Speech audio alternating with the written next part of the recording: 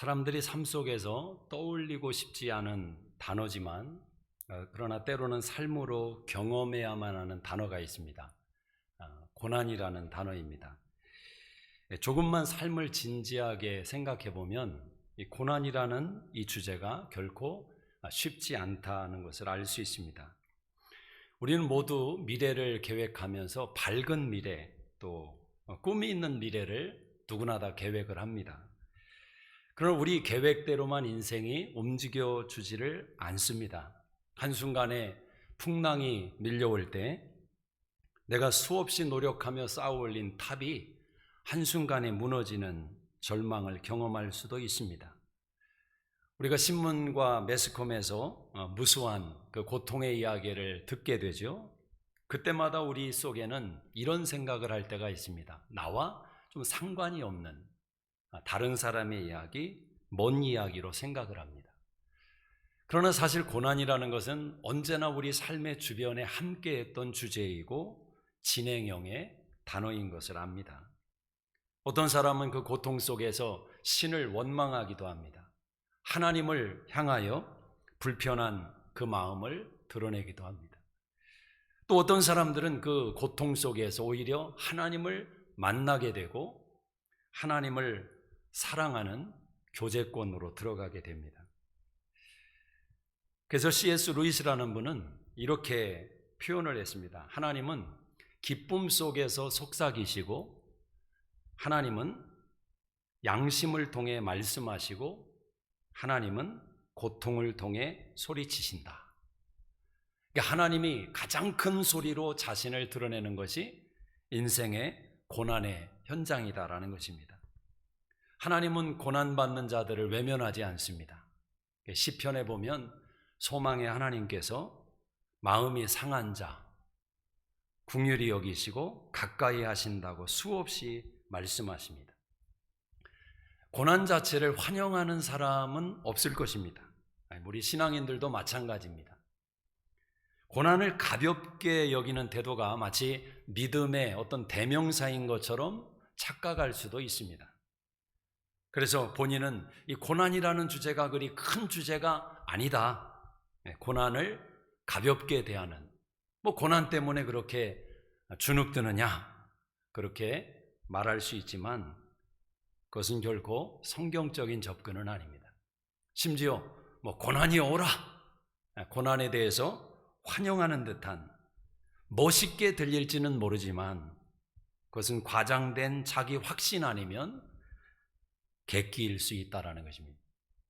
왜냐하면 하나님의 창조의 역사는 인간과 에덴 동산을 지으시고 완벽하게 만들어 놓으셨습니다. 그러나 인간의 죄로 인해서 고통이 그 에덴 동산에 임하게 된 것입니다. 하나님의 의도는 고난이 아닙니다. 하나님의 의도는 고통이 아닙니다.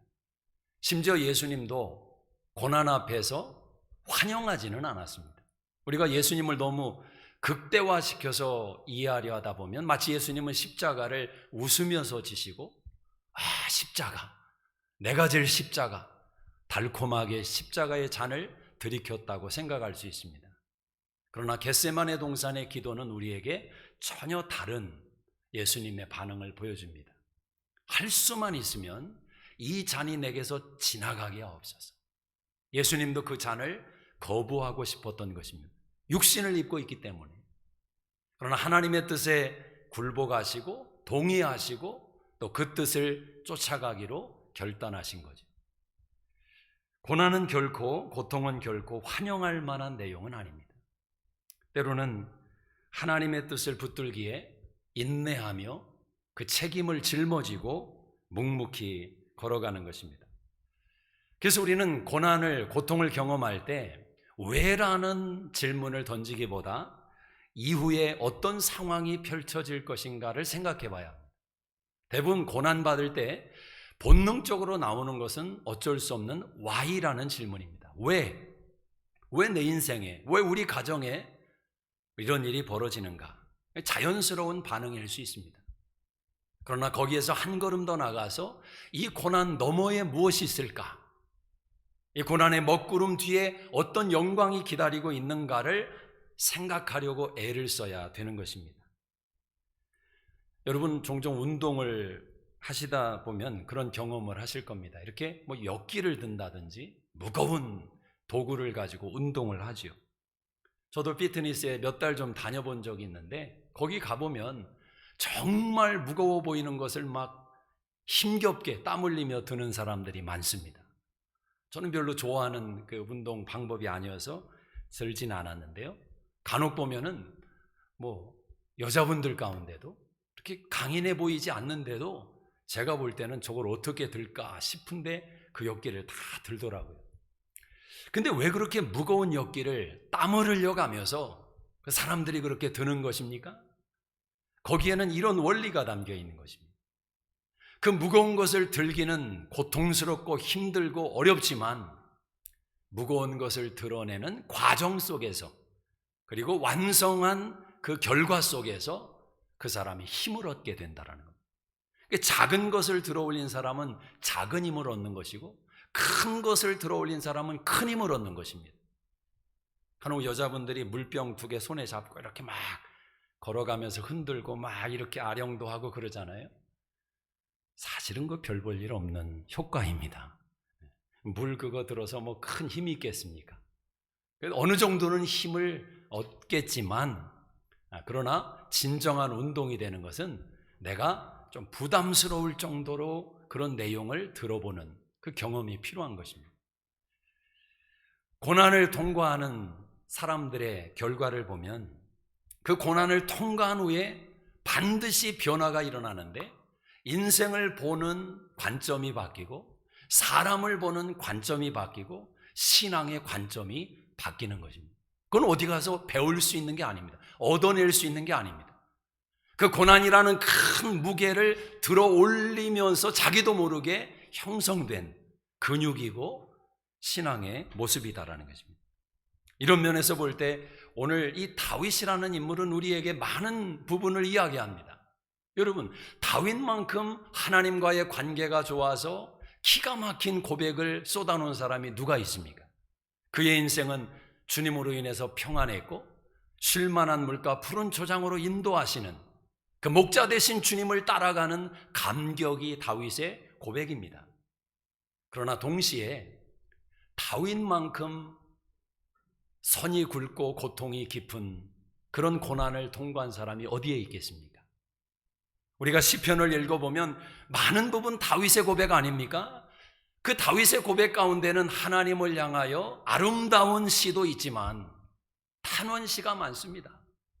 때로는 흑암 속에 놓여있는 자신을 하나님 앞에 고백하며 하나님, 이 흑암이 나를 두르고 있습니다. 빛이 보이지 않습니다. 그런 절망의 고백을 드렸던 장본인이 바로 다윗입니다. 오늘 본문의 내용도 사실은 다윗의 그런 고통스러운 한 부분을 드러내고 있습니다. 다윗은 장수 중의 장수지요. 젊은 나이에 골리앗을 물맷돌 하나로 무찔르며 전쟁의 신으로 등극을 했습니다.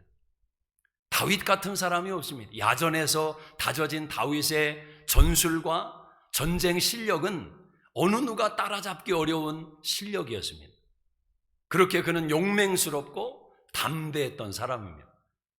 그런 거친 면만 있는 것이 아니라 사내다움만 있는 것이 아니라 다윗에게는 시를 짓는 감수성이 있었고 노래를 부르는 예민함이 있었습니다. 부드러운 사람이었습니다. 다윗이라는 사람은 전반적으로 볼 때 기가 막힌 성품의 소유자입니다. 그런데 그런 다윗이 오늘 14절에 보면 이런 표현을 합니다. 한번 여러분 읽어보시겠습니다. 14절 시작. 다윗이 예루살렘에 함께 있는 그의 모든 신하에게 이르되 일어나 도망가자. 그렇지 아니하면 우리 중 한 사람도 압살롬에게서 피하지 못하리라. 빨리 가자. 두렵건대 그가 우리를 급히 따라와 우리를 해하고 칼날로 성읍을 칠까 하노라. 자, 다윗이 어떻게 반응을 합니까? 일어나 도망가자. 그 용맹스러운 다윗이 도망가자고 제안합니다. 그 다음에 나오는 단어가 무엇입니까? 빨리 가자. 지금 압살롬이 쳐들어와서 우리를 죽일 수 있으니 두려우니 빨리 도망가자. 지금 이 14절의 표현을 본다면 다윗이 얼마나 절박한 상황에 빠져 있는지 우리가 짐작할 수가 있습니다. 그 용맹스러운 다윗의 마음과 그의 말과 외모는 어디론가 사라지고 지금은 목숨을 부지하기 위해서, 목숨을 건지기 위해서 도망치는 그런 한 연약한 다윗의 모습이 등장합니다. 왜 그렇습니까? 풍랑을 만났기 때문입니다. 여러분, 자신할 수 있는 인생이 없습니다. 자만할 수 있는 인생이 없습니다. 힘이 있습니까? 능력이 있습니까? 높은 자리에 올랐습니까? 이제 세상 염려 없이 살 수 있는 것 같습니까? 그렇지 않습니다. 인생은 그렇지 않습니다. 그리고 인생은 조심조심 살아야 되는 겁니다. 저는 어렸을 때 겨울에 그 논에다가 물을 담아놓고 그 논, 얼어있는 논에서 스케이트를 타고 썰매를 탔던 그런 경험들이 있습니다. 여러분도 아마 그런 경험이 다 있을 겁니다. 그런 얼음판에서 썰매를 타거나 얼음판에서 걸어 다닐 때는 장사가 없습니다. 넘어지면 큰일 나는 것입니다. 거기서는 다 하나같이 조심조심 걸어야 되는 겁니다. 인생이 그런 것입니다. 날마다 조심조심 걸어야 됩니다. 풍랑이 불어닥쳤습니다. 그것도 이런 풍랑이 있습니까? 아버지를 향해서 자식이 칼을 들이대고 반역을 일으킨 것입니다. 지금 다윗의 인생 가운데 무수한 풍랑을 겪었지만 제가 볼 때는 이 풍랑이 가장 고통스러운, 가장 힘든 풍랑이 아닐까 생각을 합니다. 자, 그런데 다윗이 이 풍랑을 맞이했을 때 그가 어떤 반응을 보이는가? 그의 인생 가운데 드러나고 있는 모습 속에서 저는 우리 인생 속에 경험될 수 있는 풍랑 앞에서 우리가 갖추어야 될 세 가지 자세를 엿보고자 하는 것입니다. 풍랑이 없으면 좋지요. 저는 목사로서 그렇게 바라며 소원을 하나님 앞에 고백합니다. 풍랑이 없기를 고백합니다. 우리 성도들의 삶에 풍랑이 없기를 고백합니다. 혹자는 그래도 풍랑을 만나야 믿음이 자라지 않습니까? 그런 걸 요구해야죠. 그런데 부모의 심정이 되보십시오. 다 무슨 말인지 알아도, 그래야 예수 잘 믿고 그래야 믿음 좋아지고 다 무슨 말인지 다 알지만 부모의 심정은 이겁니다. 할 수만 있으면 그런 거 거치지 않고 주님 잘 섬기고 주의 은혜 속에서 복된 생애를 살아가면 좋겠다. 부모의 심정은 그런 거 아닙니까? 죄송스럽지만 목사의 심정도 그런 심정입니다. 그러나 만약 풍랑을 경험했다면 그 풍랑 앞에서 어떤 자세를 품어야 되는가라는 것입니다. 첫째는 지난날에 받은 은혜의 기억이다라는 겁니다. 무엇을 기억해야 되느냐? 지난날에 받았던 은혜를 기억하는 것입니다. 지난날에 받았던 은혜를. 자, 19절을 한번 읽어보겠습니다. 19절 시작. 그때에 왕이 가드 사람 이때에게 이르되 어찌하여 함께 가느냐? 너는 쫓겨난 나그네이니 돌아가서 왕과 함께 내 곳에 있으라. 자, 다윗이 두려움과 공포 속에 일어나 도망가자, 빨리 가자, 압살롬이 쫓아와서 우리를 죽일 것이다, 그러고 있는 상황 아닙니까? 얼마나 많은 사람들이 손가락질을 하겠습니까? 저 다윗 봐라, 저 집안 속에 일어나고 있는 일 봐라, 업보구나, 다윗이 저질렀던 그 업보를 그대로 받고 있는 것 아니냐. 수많은 사람들이 조롱하고 손가락질하고, 그 속에서 다윗은 얼마나 무겁고 힘든 이 상황을 직면한 것입니까? 자, 그런데 그 상황 속에서 이제는 쫓겨 도망가고 있는 다윗에게 누가 나왔습니까? 이때라는 사람이 나온 겁니다.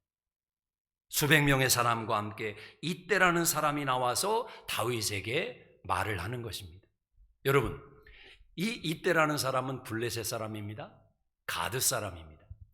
이들은 다윗이 블레셋 진영에 들어간 후부터 다윗에게 매료당했고 다윗을 추종하고 다윗과 함께 인생의 미래를 꿈꾸는 그런 삶으로 변화된 사람들입니다. 물론 이 사람들은 이스라엘 땅에 들어왔지만 여전히 이방인이라는 낙인을 품고 살아가던 자들입니다. 이게 얼마나 나름대로 서름이 많겠습니까? 우리 이민자들처럼. 그러니까 다윗이 지금 다윗에게 나오고 있는 이때와 이 사람들에게 다윗이 뭐라고 말을 합니까? 너는 나그네 인생을 살아왔는데 나는 이제 정처 없이 또 떠도는 인생으로 전향하는데 나를 따라오지 말고 너희 있는 곳으로 돌아가서 삶을 개척해라. 이제 새로운 인생을 살아라. 복된 삶을 살아라. 그렇게 말하는 것입니다. 그런데 이때가 어떻게 고백을 합니까? 21절을 한번 읽어보십시다. 21절 같이 읽습니다. 시작.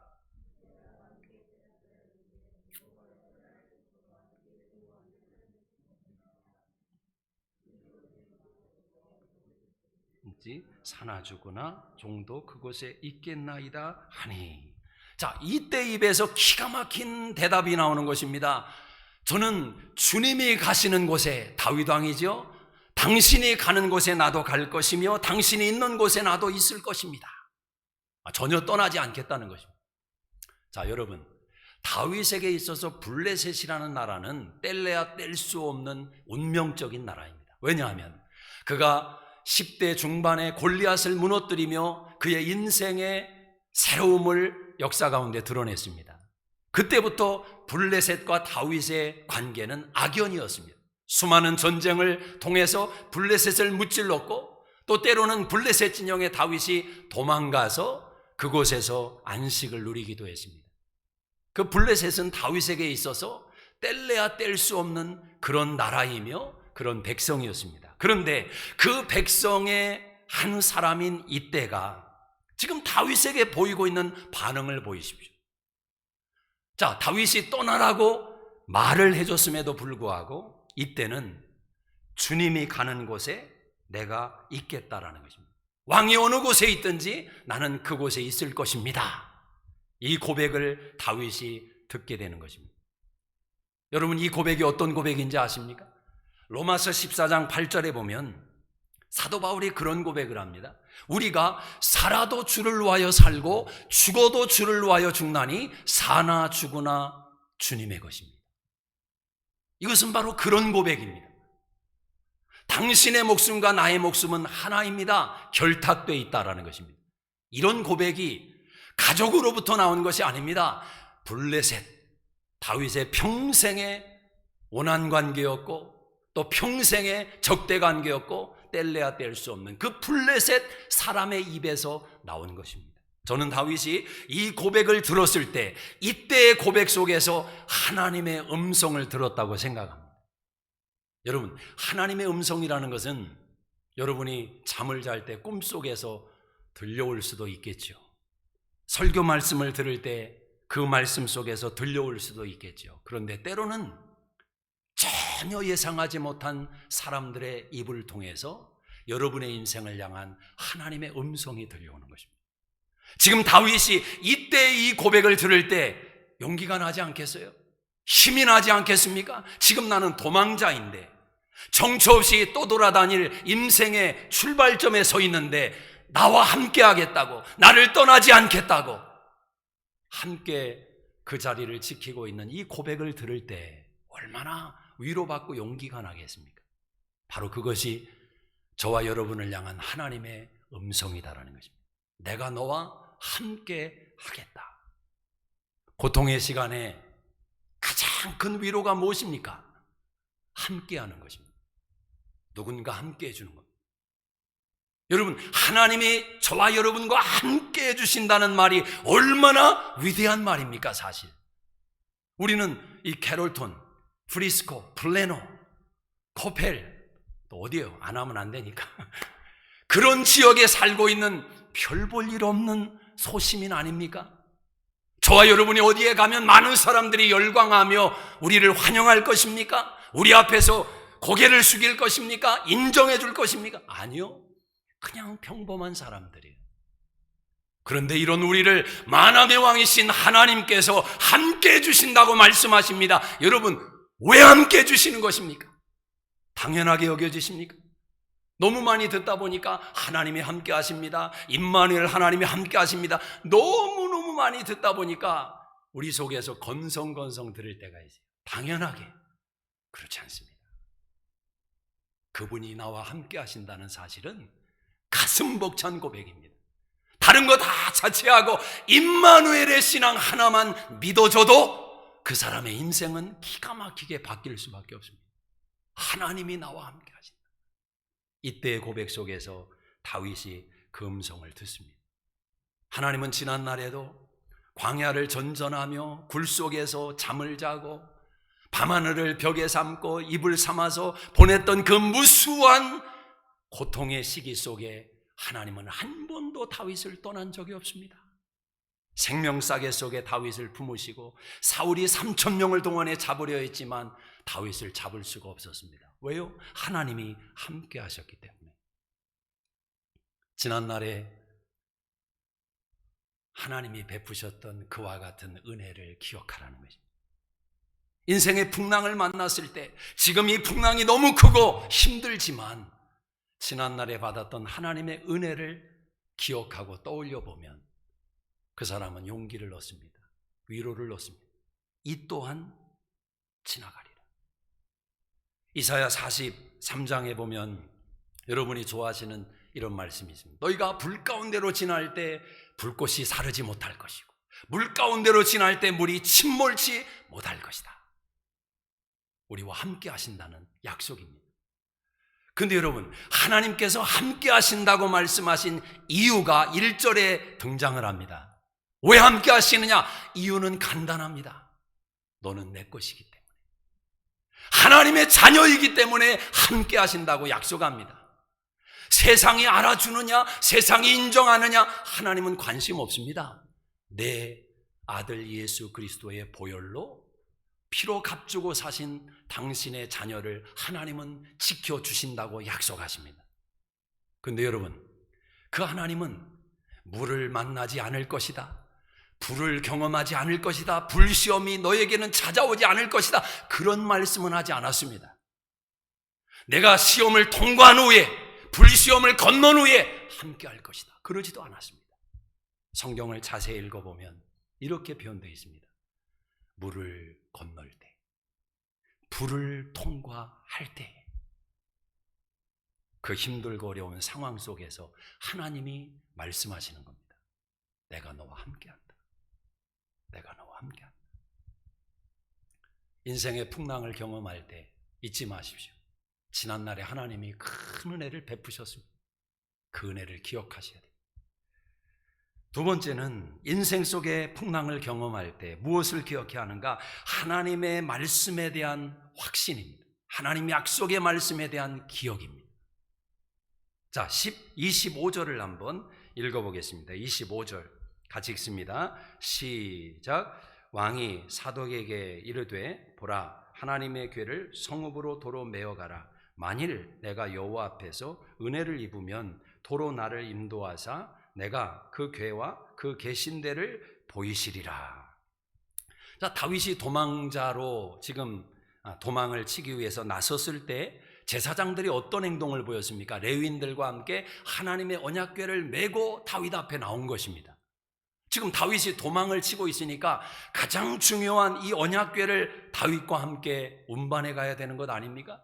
그런데 지금 다윗이 사독에게, 그 언약궤를 메고 온 사독에게 말하는 것입니다. 다시 언약궤를 성읍으로 메어 가라.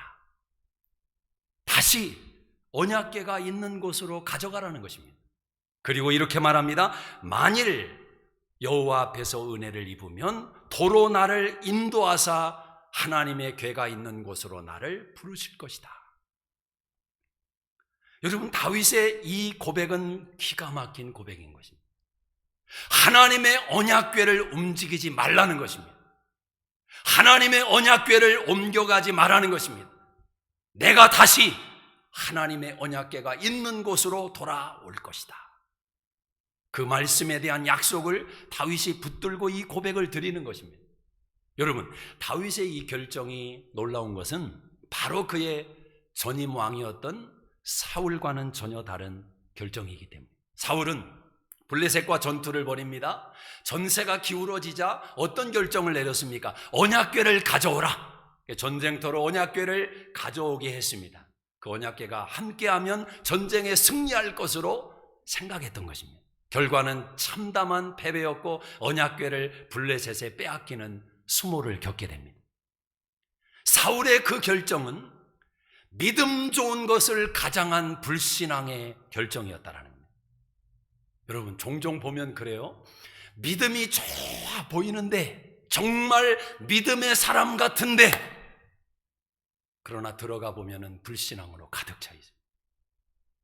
하나님의 언약궤를 전쟁터로 가져와라. 얼마나 보기 좋습니까? 겉으로 바라볼 때 그런 믿음이 없죠. 그런 믿음의 고백이 없죠. 그러나 그것은 불신앙이었단 말입니다.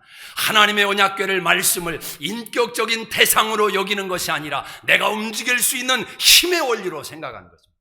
여러분, 하나님을 섬기면서도 그렇게 섬기는 신앙인들이 얼마나 많습니까? 내가 움직일 수 있는 하나님, 나의 유익을 위해서 얼마든지 뒤바꿀 수 있는 하나님. 여러분, 하나님은 그런 분이 아니지 않습니까? 하나님은 인격적인 하나님 아닙니까? 물리적인 힘의 대상이 아니라 인격적인 하나님. 우리의 마음을 원하시고 순종을 원하시는 하나님. 다윗은 그 고백을 드리는 것입니다. 하나님의 말씀은 여전히 그 자리에 있다라는 것입니다. 나를 향하신 하나님의 말씀은 한순간도 변한 적이 없다라는 것입니다. 우리는 약속의 말씀을 그렇게 믿어야 됩니다. 내 감정은 변화가 되고 세상은 변화될 수 있지만 하나님의 말씀은 변하지 않는다. 믿으십니까? 이게 믿음입니다. 여전히 말씀은 그 자리에 있어야 됩니다. 여전히 나를 향한, 우리 가정을 향한 약속의 말씀은 그 자리에 있어야 됩니다. 그리고 그 말씀에 따라서 내가, 우리의 삶의 현실이 변화되게 될 것입니다. 그리고 그 말씀대로 움직여질 것입니다. 얼마나 중요한 신앙의 고백이냐라는 것입니다. 말씀에 의해서 움직이는 인생. 저는 그 베드로가 예수님이 풍랑이는 바다 위에서 걸어오실 때 제자들이 막 두려움에 떨다가 예수님을 보게 되었습니다. 그때 베드로가 했던 고백 기억하십니까? 주님, 나로 명하사 주님에게 오게 하옵소서. 그 고백을 베드로가 드리죠. 그리고 베드로가 물 위를 걷기 시작합니다. 여러분, 적어도 우리 신앙인들이 그 베드로의 사건을 읽을 때는 감동이 막 일어나야 됩니다. 좀 적지 않은 흥분이 막 생겨야 됩니다. 이야, 베드로가 물 위를 걸었다. 근데 우리는 그 성경을 볼 때 너무 베드로가 빠진 것에 초점을 둘 때가 많아요. 왜 믿음이 없어서 의심했느냐? 예수님이 다시 잡아주셨죠. 베드로가 물에 빠졌다는 것에 너무 초점을 두다 보니까 뭐를 간과하냐면 베드로가 물 위를 걸었다는 사실을 간과합니다. 세상에 예수님 빼고 물 위를 걸은 인생이 태초부터 새말까지 존재하지를 않습니다. 유일한 사람, 베드로. 이 베드로는 설교거리가 많을 것 같아요, 제 생각에. 천국에서 만약에 모여가지고 설교하고 은혜 받는다면 항상 설교자는 베드로일 것 같습니다. 여러분, 그런 감격이 있습니까? 그런 은혜가 어디에 있습니까? 물 위를 걸었단 말입니다. 물 위를 걸었어요. 어떻게 걸었습니까? 그 기적은 주님의 말씀을 붙들고 걸은 것입니다. 주님의 말씀은 풍랑이는 바다이지만, 비바람이 몰아치지만 주님의 말씀은 거기에 있습니다. 주님의 말씀은 움직이지 않습니다. 빠지지 않습니다. 주님의 말씀은 거기에 있습니다. 지금 언약궤를 다시 가져가라는 이 다윗의 고백 속에는 바로 그 믿음과 그 신앙의 고백이 있는 것입니다.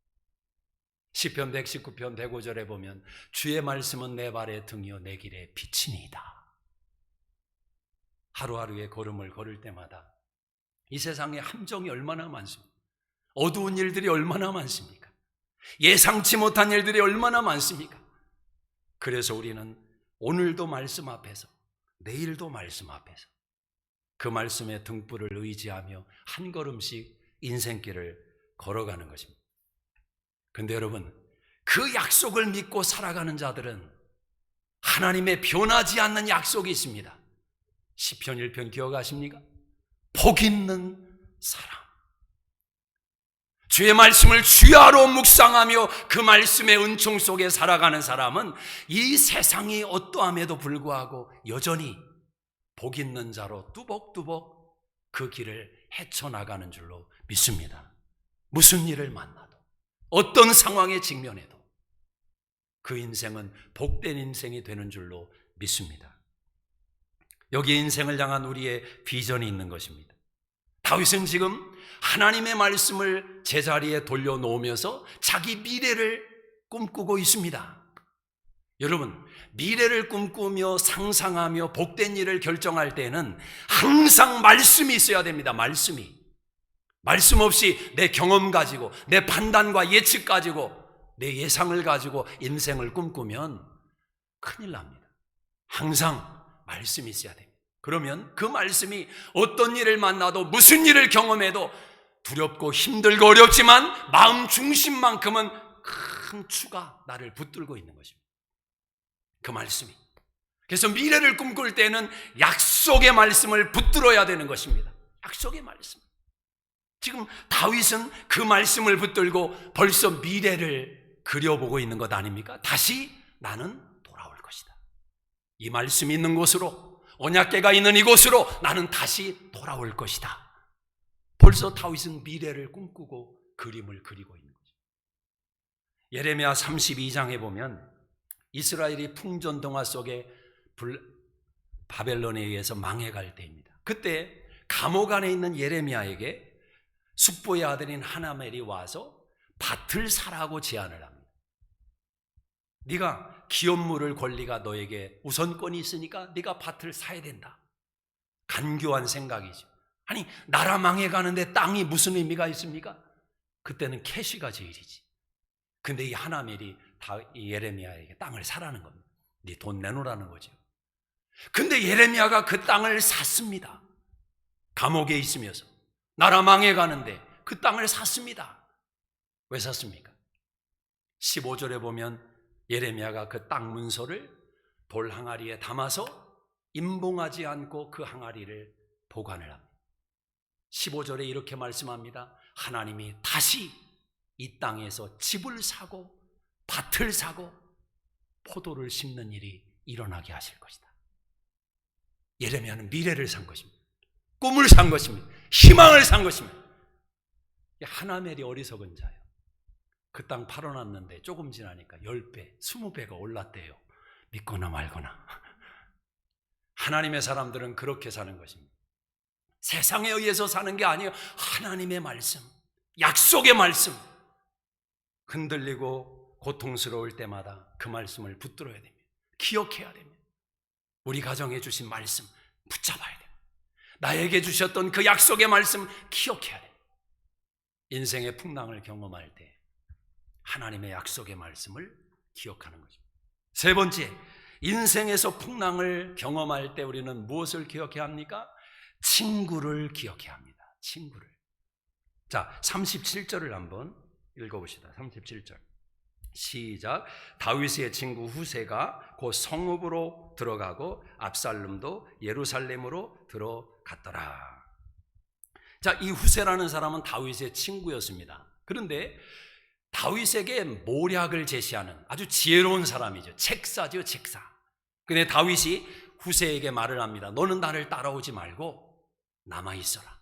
그것이 나를 위해서 네가 할 일이다. 그렇게 말을 합니다. 왜냐하면 이 압살롬에게는 지금 아이도벨이라는 책사가 함께하고 있습니다. 얼마나 머리가 좋은지 기가 막힌 상황을 만들어서 지금 압살롬을 조종하고 있는 것입니다. 근데 지금 다윗의 생각에 그 아이도벨의 모략을, 지혜를 뛰어넘을 사람이 누구냐? 바로 후세라는 것입니다. 그래서 후세에게 부탁합니다. 너는 남아서 나를 위해 할 일을 준비하라. 근데 여러분, 그 말을 수용한다는 것이 어려운 일입니다. 왜 어렵냐면 압살롬은 자기 아버지의 친구가 누구인지를 압니다. 자기 아버지에게 지혜를 조언하고 자기 아버지에게 갈 길을 제안하는 지혜로운 책사가 바로 후사인 것을 안단 말입니다. 그런데 후사가 남았습니다. 의심하지 않겠습니까? 이것은 목숨을 걸고 도박하는 후세의 결단이었습니다. 그런데도 후세는 이렇게 말합니다. 다윗의 뜻대로 그곳에 남기로 결정을 합니다. 이것이 바로 친구라는 것입니다. 친구는 어려운 일을 만났을 때 조용히 옆에 와서 그런답니다. 뭐가 필요하냐? 사람들이 비난하고 손가락질하는 지금 얼마나 다윗의 인생이, 이 가정이 사람들의 손가락질을 받기에 좋은 상황입니까? 저거 봐라, 저거. 다윗의 집안 봐라. 저런 콩가루가 어딨냐? 나라가 지금 어디로 돌아가는 거냐? 얼마나 사람들이 입에 올려놓고 맛있게 요리하기 쉬운 재미있는 주제냐나. 근데 여러분, 이 상황 속에 다윗의 친구 후세가 다윗의 곁을 지키고 있습니다. 친구는 그런 것입니다. 사람들이 손가락질하고 외면할 때 친구는 조용히 옆에 와서 곁을 지켜준답니다. 그리고 다른 말 묻지 않는답니다. 왜 그랬냐고, 왜 그런 일이 일어났냐고 따지지 않는답니다. 친구는 옆에서 조용히 있다가 뭐가 필요하냐, 필요를 묻는답니다. 여러분, 그런 친구 있으십니까? 여러분 곁에 조용히 다가와 있는 친구. 우리의 인생이 고속도로를 잘 깔린 길을 달려가며 인생이 승승장구하고 번성하고 그럴 때 진짜 친구는 조용히 와서 그런답니다. 너 교만하면 안 된다. 넘어진다. 그리고 조용히 가서 그 친구를 위해서 기도해 준답니다. 그 친구가 어려운 일을 만나고 낙심된 일을 만나고 사람들로부터 욕을 먹을 때 그때 그 친구는 조용히 다가가서 아무 말도 묻지 않고 그 곁을 지켜준답니다. 함석헌 사상가의 그대는 이런 친구를, 이런 사람을 가졌는가라는 시를 여러분 한 번은 들어보셨습니다. 말리길 나서는 날 처자를 내맡기며 맘 놓고 갈 만한 사람, 그 사람을 그대는 가졌는가. 처자를 맡기고, 우리 남자분들만 한번 생각해 보십시오. 야, 처자식 맡기고 갈 사람이 누군가. 남자 빨고 여자분들도 한번 생각해 보세요. 내 남편을 맡기고 내 자식을 맡기고 갈 사람이 누군가. 온 세상이 다 나를 버려 마음이 외로울 때 처마미야 하고 믿어주는 그 사람을 그대는 가졌는가. 이런 친구 한 명만 있다면 얼마나 좋겠습니까? 친구는 그런 것입니다. 마음이 통하는 거지. 본능적으로. 여러분, 친구도 본능적으로 친한 친구가 어렸을 때 친구죠. 시골에서 아주 자랐을 때 뭐라고 표현도 하지만 하여튼 그런 친구는 그냥 10년 만에 만나도 반갑고 1년 만에 만나도 어제 본 것처럼 본능적으로 가깝습니다. 태어나 보니까 친구거든요. 그런데 이제 사회생활을 하고 대학에 들어가고 교회 생활하고 그러다가 만난 친구는 머리를 써서 만난 친구입니다. 그래서 본능적으로 만난 친구처럼 하면 친구 관계가 안 됩니다. 노력해야 됩니다. 애를 써야 됩니다. 제가 저희 딸하고 쇼핑을 하면서 하나 좀 깨달은 게 있습니다. 요즘 뭐 온라인 수업 때문에 부모님들도 고생이지만 애들도 참 힘든 겁니다. 하루 종일 자기 방 안에 그냥 갇혀가지고. 그래서 좀 안 됐다도 싶어서 이제 쇼핑을 한 달에 한 번, 많이 가면 또 안 될 것 같아서 정해놨습니다. 한 달에 한 번 이제 가는데 자기가 이제 꼼꼼히 모아놓은 돈을 가지고 또 어디 샌드 여기 옆에 또 백을 딱 차고서는 거기다 캐시를 넣어가지고 이제 $1샵에 저기 121 $1샵에 이제 쇼핑을 갑니다.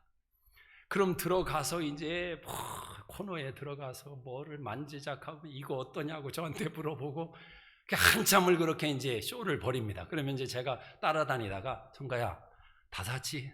갈 때 됐지? 안 됐다는 거예요. 조금 더 더 봐야 된다는 겁니다. 또 가가지고 한번 이걸 살까 말까 놨다 한참을 하는 겁니다.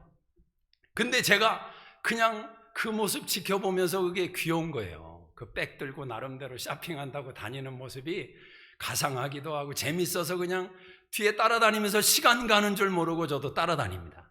여러분, 그 $1샵에서 근 1시간 가까이를 있었다면 이해가 되시겠어요? 그런데 딸하고 쇼핑할 때는 그게 그렇게 됐는데 와이프하고 쇼핑할 때는 이게 안 됩니다. 이게 안 돼요. 그래서 저도 이렇게 집사람하고 같이 장 보러 가면은 그럴 때가 많았어요. 다 끝났지? 빨리 가 빨리. 그리고 아니 그걸 미리 적어가지고 와야지 여기 와서 왜 그걸 살까 말까 그러냐고. 꼭 저만 그런 것처럼 이렇게 쳐다. 그게 참 이게 부인들하고 와이프하고 쇼핑하는 게 남자들이 참 힘든 점이잖아요. 끌고 이거 따라다니는 게. 그래서 그러니 본인은 또 얼마나 또 신경이 쓰이겠습니까? 뒤에서 자꾸 시간 가면. 혼자 하는 게 사실 편한데 요즘은 제가 많이 바뀌었습니다. 사실 이제 노력을 합니다. 제가. 그래서 거의 이제 그런 불평 안 합니다. 다 샀냐? 빨리 가자. 이런 얘기 안 하려고 노력을 합니다. 왜? 자식하고 쇼핑하는 것은 본능적으로 기다려줄 수 있습니다. 본능적으로. 그런데 머리 써서 만난 와이프는 본능만 가지고는 안 됩니다. 노력해야 돼요. 이해해줘야 되고 애써야 되고. 전 하나님을 사랑하는 것도 그런 것 같습니다. 하나님이 말씀하셨습니다. 하나님을 사랑해라. 온 힘과 마음을 다해서 사랑해라. 이웃을 내 몸과 같이 사랑해라. 여러분, 자기 몸 사랑하는 것은 쉽습니다. 본능입니다. 다윗처럼. 그러나 이웃을 사랑하는 게 본능처럼 됩니까? 이웃 사랑하려면 노력해야 됩니다. 전화도 해야 되고 밥도 한번 먹어야 되고 집안일도 좀 물어봐야 되고 경조사도 챙겨줘야 되고. 사랑이라는 것은 이 두 가지가 합해져서 완성되는 것 아니겠습니까? 다윗에게는 그런 후세와 같은 친구가 있었다. 그런데 여러분, 오늘 성경은 후세라는 친구를 말해주기 위해서 이 성경이 기록된 것은 아닐 것입니다. 자, 30절을 한번 읽어보십시오. 30절 같이 읽습니다. 시작. 다윗이 감람산 길로 올라갈 때에 그의 머리를 그가 가리고 맨발로 울며 가고 그와 함께 가는 모든 백성들도 각각 자기의 머리를 가리고 울며 올라가니라.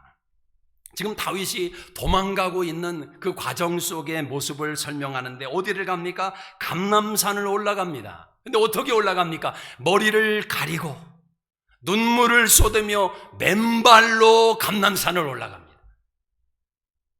다윗의 심정을 묘사하는 거겠지. 아들로부터 도망 다니는 아버지의 심정 이해되십니까? 하나님 앞에 참담한 자기 심정을 이렇게 고백하고 있는 다윗의 모습.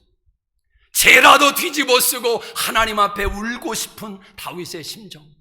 감람산을 터벅터벅 올라가는 다윗의 다리가 왜 그렇게 무겁습니까?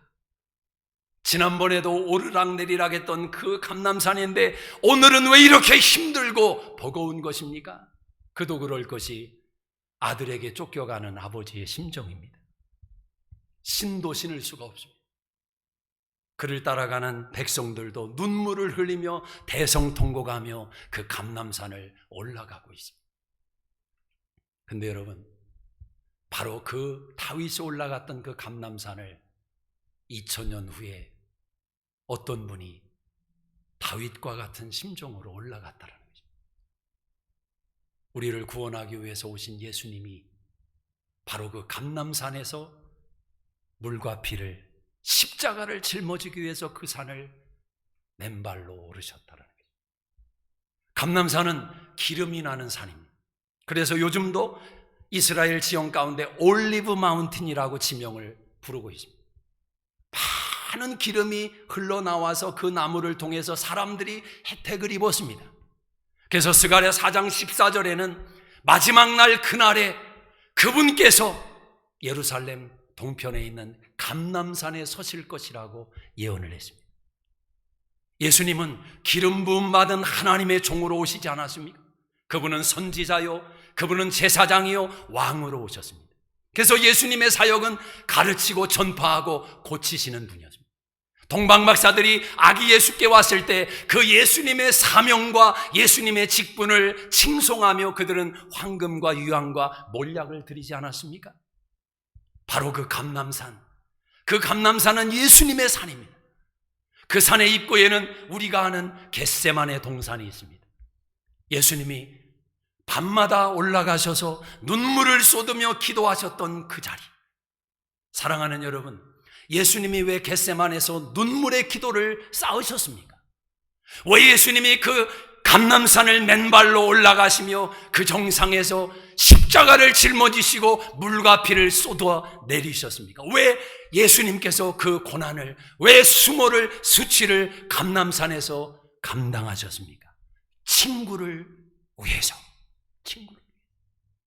그래서 요한복음 15장 14절에 주님의 말씀대로 행하는 자를 주님은 나의 친구라고 말씀합니다.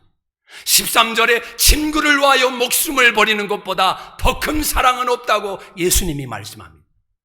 자신이 우리를 위하여, 친구를 위하여 가장 큰 사랑을 보여주시겠다고 약속하신 것입니다. 저와 여러분에게는 그 친구가 있습니다. 예수 친구가 있습니다. 믿으십니까? 세상 친구 없어도 됩니다. 있으면 좋겠지만 없어도 괜찮아요. 마지막 그 순간에 우리를 영원한 세상으로 저 천국으로 인도하시는 그 길 속에는 그 동무가 될 사람은 한 명만 있으면 됩니다. 예수 친구. 예수 친구. 힘들고 어려울 때, 인생의 풍랑이 밀려올 때 아무도 없는 것 같을 거예요. 가족도 그때는 멀리 있는 듯 느껴질 겁니다. 내 마음을 아는 자가 아무도 없습니다. 나 혼자밖에 없어요. 그때 여러분 기억하십시오. 여러분을 위해서 그 감람산을 올라가셨던 예수님, 그 예수 친구를 기억하십시오. 기도하겠습니다.